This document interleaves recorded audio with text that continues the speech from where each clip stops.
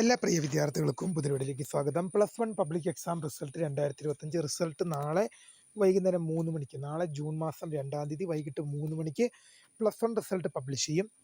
അപ്പോൾ പല വിദ്യാർത്ഥികളും ചോദിക്കുന്ന നിരവധി സംശയങ്ങളാണ്. സാർ, തോക്കുമെന്ന് പേടിയാകുന്നു. തോൽക്കുമെന്നുള്ളവർ നിർബന്ധമായി കാണുക.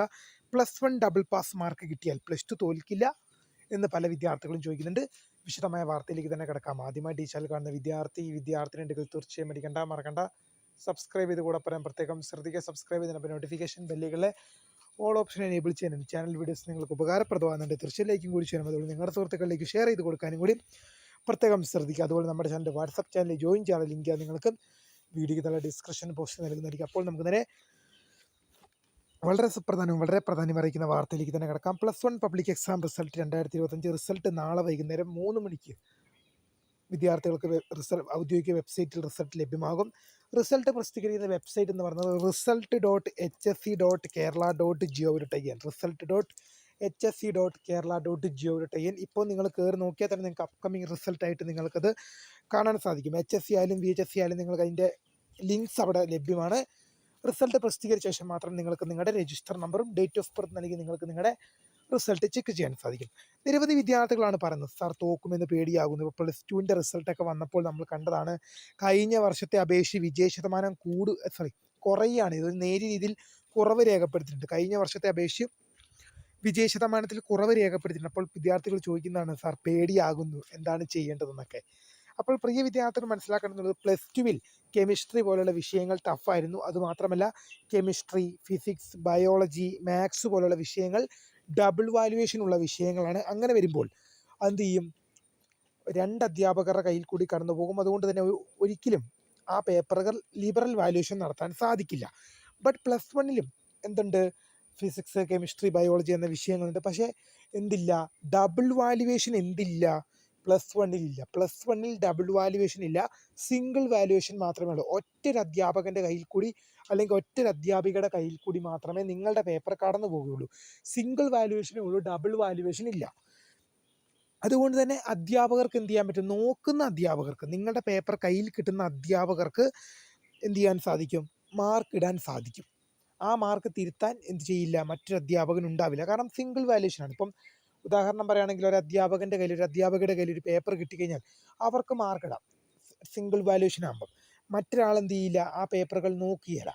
അതുകൊണ്ട് അവർക്ക് മാർക്കിടാം. ആ മാർക്ക് ആരും തിരുത്താൻ പോവുകയില്ല. പക്ഷേ ഡബിൾ വാല്യുവേഷനുള്ള വിഷയങ്ങളാകുമ്പം ഒരാൾ മാർക്ക് ഇട്ടാലും എന്ത് ചെയ്യും? മറ്റൊരാൾ തിരുത്തുക തന്നെ ചെയ്യും. അയാൾക്ക് മറ്റേ ആൾക്ക് വേണേൽ തിരുത്തുകയും ചെയ്യാം. പക്ഷേ എന്താണ്, +1 ആയാലും +2 ആയാലും കൊമേഴ്സ്, ഹ്യൂമാനിറ്റീസ് കുട്ടികളൊക്കെ എപ്പോഴും ലക്കാണ്. കാരണം അവർക്ക് +1 നിന്നും ഡബിൾ വാല്യുവേഷൻ ഇല്ല, +2 എന്നും ഡബിൾ വാല്യുവേഷൻ ഇല്ല. കൊമേഴ്സ്, ഹ്യൂമാനിറ്റീസ് വിഷയങ്ങളുടെ ഹ്യൂമാനിറ്റീസ് വിഷയങ്ങളായ history, economics, politics, geology, English, മലയാളമൊക്കെ പോലുള്ള വിഷയങ്ങളും, അതുപോലെ തന്നെ കൊമേഴ്സിൻ്റെ അക്കൗണ്ടൻസി, ബിസിനസ് സ്റ്റഡീസ്, സ്റ്റാറ്റിസ്റ്റിക്സ് പോലുള്ള വിഷയങ്ങളുമൊക്കെ +1 ആയാലും +2 ആയാലും സിംഗിൾ വാല്യുവേഷൻ തന്നെയാണ്. ഒരു അധ്യാപികയുടെ കയ്യിൽ കൂടി മാത്രമേ പേപ്പറുകൾ കടന്നു പോകുള്ളൂ. അതുകൊണ്ട് തന്നെ ഇപ്പോൾ +1 പ്രിയ വിദ്യാർത്ഥികൾക്ക് എന്താണ്, അത്രയ്ക്ക് രീതിയിൽ വിദ്യാർത്ഥികളെ കുഴപ്പിക്കുന്ന തരത്തിലുള്ള ക്വസ്റ്റ്യൻ പേപ്പർ ഉണ്ടായിരുന്നില്ല എന്ന് തന്നെയാണ് എൻ്റെ ഒരു നിഗമനം. അങ്ങനെ അധികം വാർത്തകളിലൊന്നും കണ്ടില്ല. +1 ചോദ്യപേപ്പർ വിദ്യാർത്ഥികളെ കുഴപ്പത്തിലാക്കിയെന്നൊരു വാർത്തയൊന്നും നമ്മൾ കണ്ടിട്ടില്ല. അപ്പോൾ പിന്നെ അതുമാത്രമല്ല, +1ൽ ഡബിൾ വാല്യുവേഷൻ ഇല്ല. അതാണ് ഏറ്റവും വലിയ ബെനിഫിറ്റ്. സയൻസ് കുട്ടികളെ സംബന്ധിച്ച് +1ൽ ഡബിൾ വാല്യുവേഷൻ ഇല്ല എന്നുള്ളതാണ് ഏറ്റവും വലിയ ബെനിഫിറ്റ് എന്ന് പറഞ്ഞാൽ അവർക്ക്.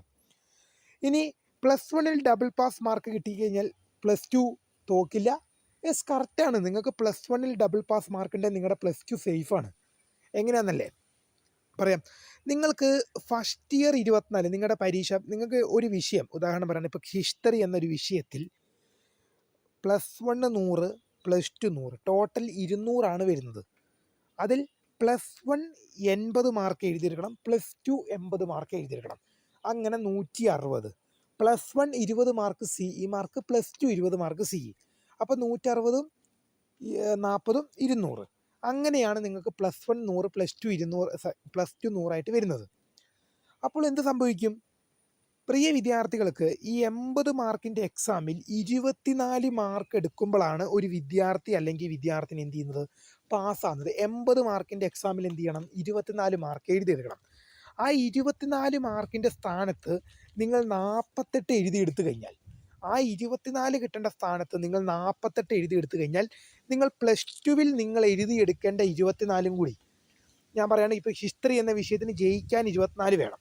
അപ്പോൾ നിങ്ങൾ ആ +1 തന്നെ 80 മാർക്കിൻ്റെ പരീക്ഷയിൽ നിങ്ങൾ എന്ത് ചെയ്തു, 48 മാർക്ക് എഴുതിയെടുത്തു. +1 24, +2 24 വേണ്ടത്. +1 തന്നെ 48 മാർക്ക് എഴുതിയെടുത്തു കഴിഞ്ഞാൽ നിങ്ങൾ എന്ത് ചെയ്തു, +2 കൂടി പാസ്സായി. ഇനി +2 ജയിക്കാനുള്ള മാർക്ക് കിട്ടിയില്ലെങ്കിലും കുഴപ്പമില്ല, നിങ്ങൾ തോക്കില്ല. +2 ജയിക്കാനുള്ള മാർക്ക് കിട്ടിയില്ലെങ്കിലും നിങ്ങൾ തോക്കില്ല. ബട്ട് ഒരു കാര്യം ഞാൻ ഉറപ്പിച്ച് പറയുന്നു, ഈ മെത്തേഡ് എന്നുള്ളത് +2 ഒന്ന് ജയിച്ചാൽ മതി എന്നുള്ള വിദ്യാർത്ഥികൾ മാത്രമേ എന്ത് ചെയ്താൽ മതി, ഇങ്ങനെ ഇരുന്നത്. ഇപ്പം നിങ്ങൾ ഭാവിയിൽ ഫെദർ സ്റ്റഡീസ് ഡിഗ്രി പോലുള്ള അഡ്മിഷനും കാര്യങ്ങൾക്കൊക്കെ പോകുമ്പോൾ മാർക്ക് നിങ്ങൾക്കൊരു പ്രശ്നമായി വരരുത്. അതുകൊണ്ടാണ് ഞാൻ പറഞ്ഞത്, നിങ്ങൾക്ക് ഫെദർ സ്റ്റഡീസും കാര്യങ്ങളൊക്കെ പോകണമെങ്കിൽ നിങ്ങൾ എന്ത് ചെയ്യരുത്, ഉഴപ്പരുത്. പരമാവധി +2 നിങ്ങൾ പരമാവധി +1 +2 നിങ്ങൾ പരമാവധി മാർക്ക് എടുക്കണം. എങ്കിൽ മാത്രമേ നിങ്ങൾക്കൊരു ഗവൺമെൻറ് കോളേജിൽ ഡിഗ്രി പഠിക്കാൻ സാധിക്കുകയുള്ളൂ. എനിക്ക് ഡിഗ്രി, ചില വിദ്യാർത്ഥികളുണ്ട് എനിക്ക് ഡിഗ്രിക്കൊന്നും പോകണ്ട, +2 ഒന്ന് പാസ്സായാൽ മതി. അങ്ങനെയുള്ളവർക്ക് എന്ത് ചെയ്യാം, ഈ മെത്തേഡൊക്കെ ഇങ്ങനെയൊക്കെ ഉപയോഗിച്ച് എന്ത് ചെയ്യാം, പാസ്സാക്കാം. ജസ്റ്റ് 24 എടുത്താൽ മതി. ബട്ട് നല്ല മാർക്ക് വേണം. ഒരു ഫെദർ സ്റ്റഡീസിന് ഒരു ഡിഗ്രിക്കൊക്കെ നല്ലൊരു ഗവൺമെൻറ് കോളേജിൽ പഠിക്കണം എന്നുണ്ടെങ്കിൽ തീർച്ചയായും ഈ മാർക്കൊന്നും പോരാ, നിങ്ങൾക്ക് നല്ല മാർക്ക് തന്നെ നിങ്ങൾക്ക് വേണ്ടി വരും. അപ്പോൾ ഇക്കാര്യങ്ങൾ ശ്രദ്ധിച്ച് മുന്നോട്ട് പോവുക. +1 ഡബിൾ പാസ് മാർക്ക് കിട്ടിക്കഴിഞ്ഞാൽ +2 പാസ്സാണ്, +2 സേഫാണ്. വിദ്യാർത്ഥികൾ ചോദിച്ചത് കൊണ്ട് മാത്രം പറഞ്ഞു എന്നേ ഉള്ളൂ. വീഡിയോ ഇഷ്ടപ്പെട്ടാൽ ലൈക്ക് ചെയ്യുക, ഷെയർ, സബ്സ്ക്രൈബ് ചെയ്യുക. My name is Karim, the founder of Scribe for the career guidance. Thank you for watching. By.